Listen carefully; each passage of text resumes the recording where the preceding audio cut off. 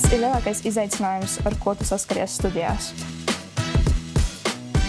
Lielākais izaicinājums ir kaut kas, ar ko es strādāju, un man tas šobrīd padodas kriptiņu labāk, ir iekļaušanās termiņos un laicīga darbu izpilde. Tā varbūt ir tāda populāra studentu, tāda... Jā, tā ir klasika. Jā, oriģinālāka problēma. Varētu būt tikšana līdz studiju vietai. Ķīpsala man ir stundas brauciena attālumā, un citiem tā ir vēl nedaudz tālāk.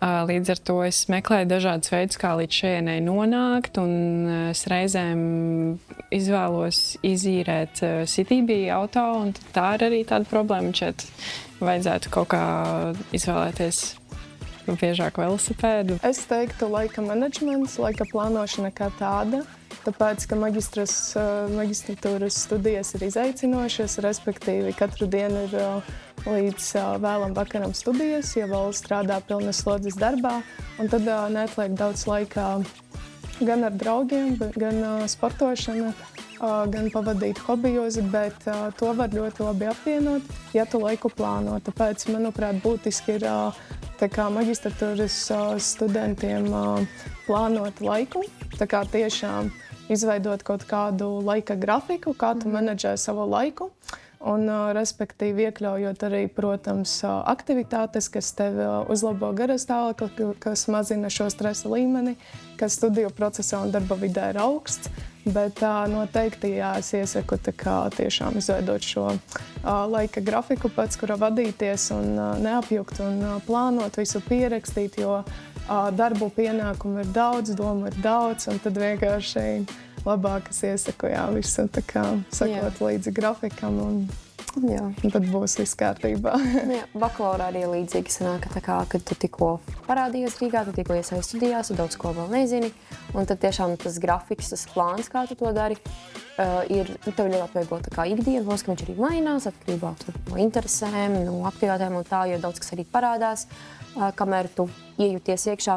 Bet, visticamāk ir tā, ja tev ir kaut cik vismaz tas maketiņš, kā tam ir jābūt, tas melnraksts, tu jau zini pēc kā kaut cik vadīties, iemācies, kā tev ir vieglāk, un tad jau visu var savienot. Tieši tā, galvenais uz pozitīvā viņam būt. Jā. Deadline. Paspēt laikā, jo ir ļoti liels apjoms, kas jānodod gada beigās, un tev jābūt locked in. Kopš varbūt marta sākuma, marta beigām līdz maija beigām, tev ir hardcore deadline visu laiku. Un arī bieži vien ir reizē? Vienā nedēļā kaut kādi 3 pēc kārtas. Tu gatavojies pirmajā semestrī, dažreiz ar to kursu darbu vēl kaut kā, un tad papildini to otrajā, bet tāpat, ja tu neko nedarīji novembrī, varbūt tajā pat martā, tad aprīlī tev būs ļoti smagi. Jā.